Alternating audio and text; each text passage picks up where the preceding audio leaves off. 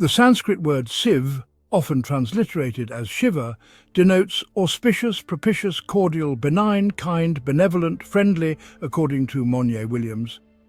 In folk etymology, the root words for Iva are Si, which means in whom all things lay pervasiveness, and Ve, which means embodiment of grace. Shaivism is not merely a sect within Hinduism, but a distinct religious system with its own elaborate theology, philosophy, rituals and practices. Shiva's appeal transcends geographical boundaries and cultural differences. From the snow-clad Himalayas to the southern tip of India, Shiva's presence is pervasive. He is worshipped by millions as the ultimate reality, the source of all creation, and the embodiment of consciousness itself.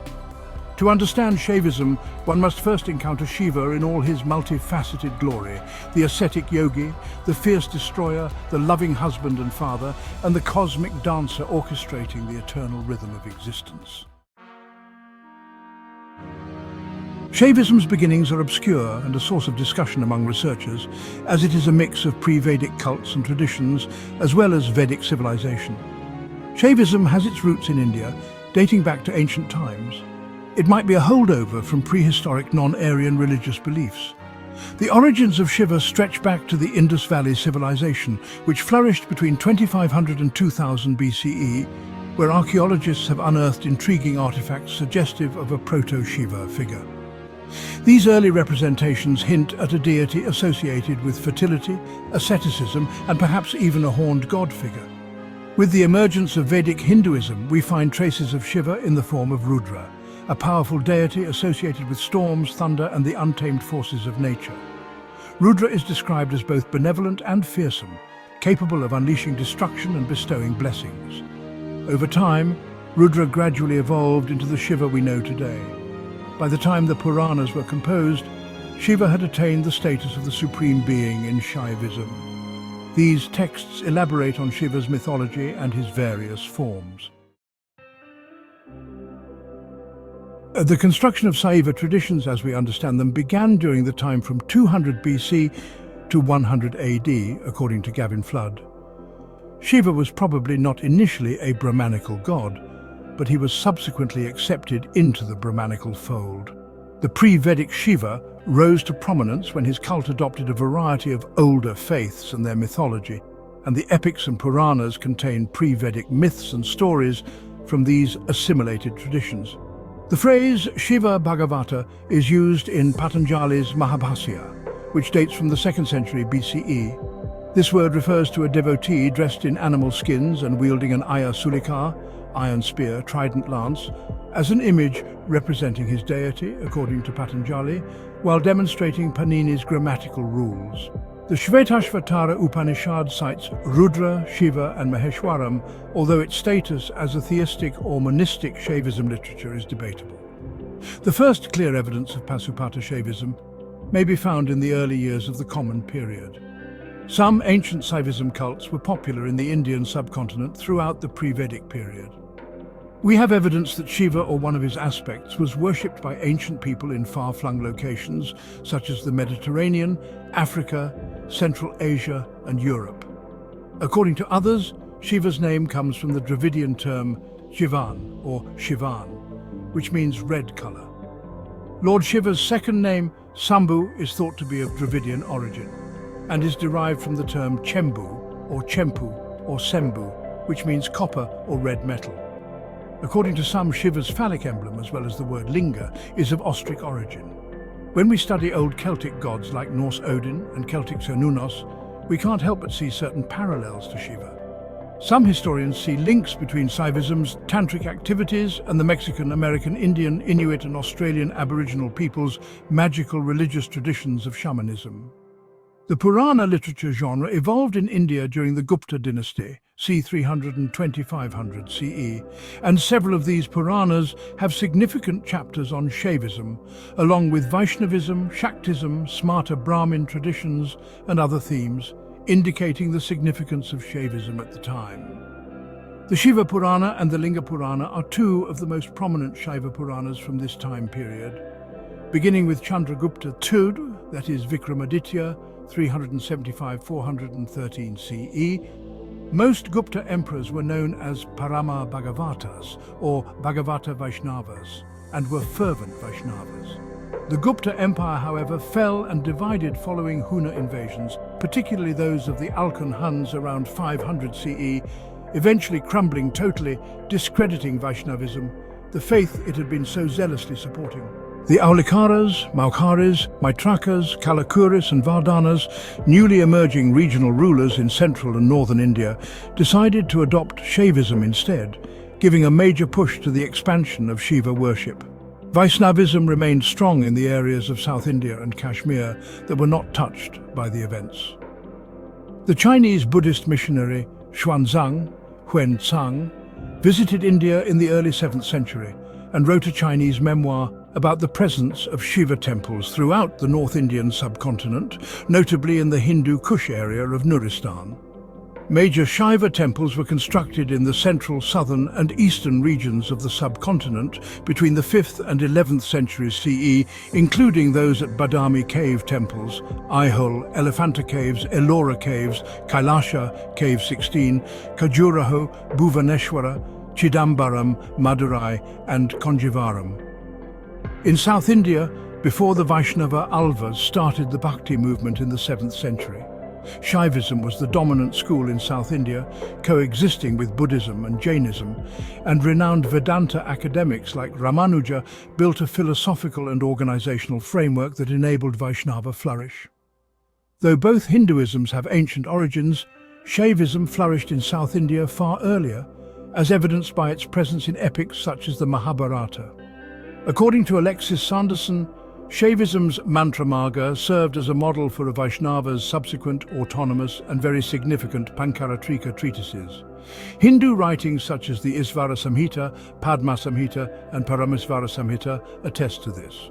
The Shaiva tradition in South India, along with the Himalayan area ranging from Kashmir to Nepal, has been one of the most important sources of preserved Shaivism-related texts from ancient and medieval India. Shaivism spread from South India through Southeast Asia, and to a lesser extent from the Himalayan area to China and Tibet. In many situations, it co-evolved with Buddhism in this region. A few caves in the Thousand Buddhas caves, for example, incorporate Shaivism principles. The evidence from epigraphy and cave art suggests that Shaiva Mahesvara and Mahayana Buddhism arrived in Indochina around the Funan era, about in the 1st millennium CE. Shiva was the supreme god in Indonesia, according to temples found at archaeological sites and numerous inscriptions dating from the early era, 400 to 700 CE. Alexis Sanderson, for example, divides Shaivism into 3 categories: Vedic, Puranic and non-Puranic, esoteric, tantric. They group Vedic and Puranic together because of their great overlap, but distinguish non-Puranic esoteric sub-traditions. Non-Puranic. These are esoteric minority sub-traditions in which followers are initiated, diksha, into the worship of their choosing. Their objectives range from current life emancipation, mukti, to pursuing pleasure in higher worlds, bhukti. Their methods differ as well, ranging from meditation atimarga or outside higher road to recitation-driven mantras. The dualistic Shaiva Siddhanta and Bhairava Shaivas, non-Siddhantika, are among them, depending on whether they regard Vedic orthopraxy. These sects value secrecy, specific symbolic formulas, teacher initiation, and the search of siddhi, special powers. Theistic notions, sophisticated geometric yantra with inherent spiritual meaning, chants and rituals are all part of several of these traditions. Vedic Puranic. Shaivism's majority adheres to Vedic Puranic traditions. They venerate the Vedas and Puranas, and their views range from dualistic theism in the form of Shiva Bhakti, devotionalism, to monistic non-theism devoted to yoga and contemplative living, occasionally leaving householder life in favor of monastic spiritual pursuits. Yoga is especially prominent in non-dualistic Shaivism, with the practice honed into a system known as the fourfold upaya, being pathless, anupaya, ichaless, desireless, divine, sambhavapaya, jnana, knowledge-full, energetic, saktopaya, kriya, actionful, and individual, anavapaya.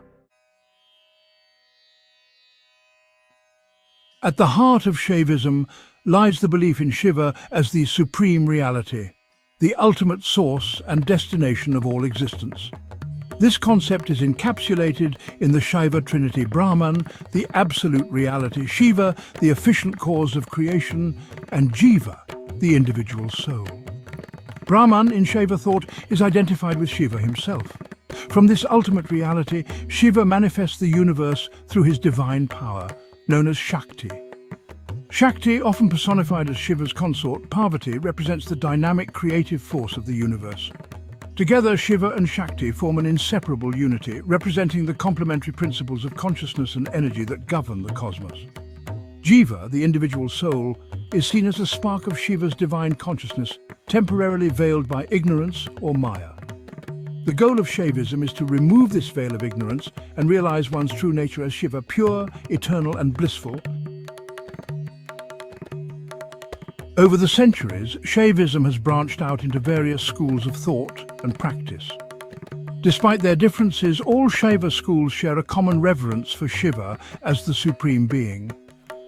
One of the most prominent schools of Shaivism is Shaiva Siddhanta, which originated in South India.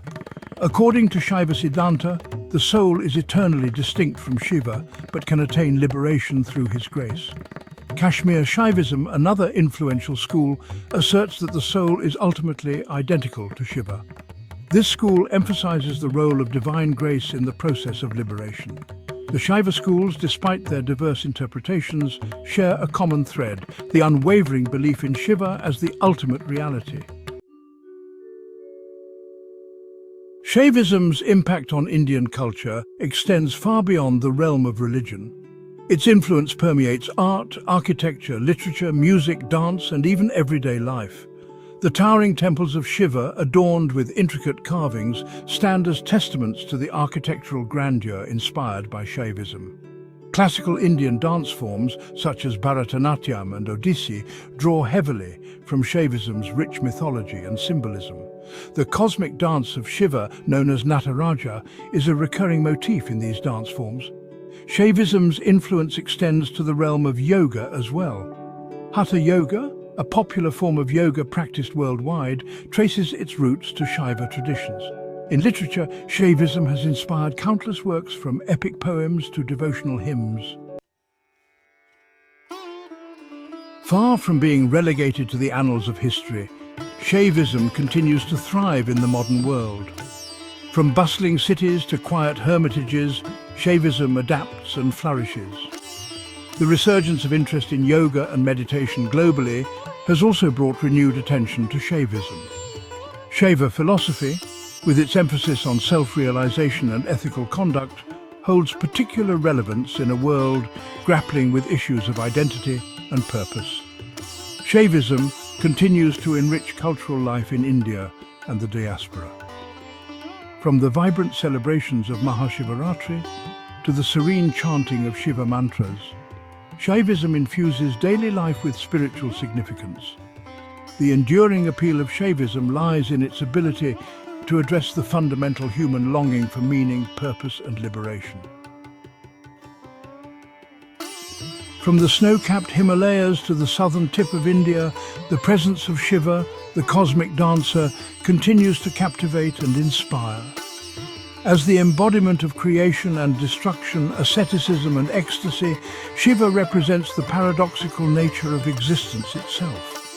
His dance is the eternal rhythm of the universe, a reminder of the ever-changing nature of reality. Shaivism offers a path to transcend the limitations of the ego and realize our inherent divinity. Whether through the path of devotion, knowledge, or yoga, Shaivism guides devotees towards liberation and union with the divine consciousness that is Shiva. The wisdom and practices of Shaivism offer a beacon of hope, reminding us of our interconnectedness and the eternal dance of life guided by Shiva.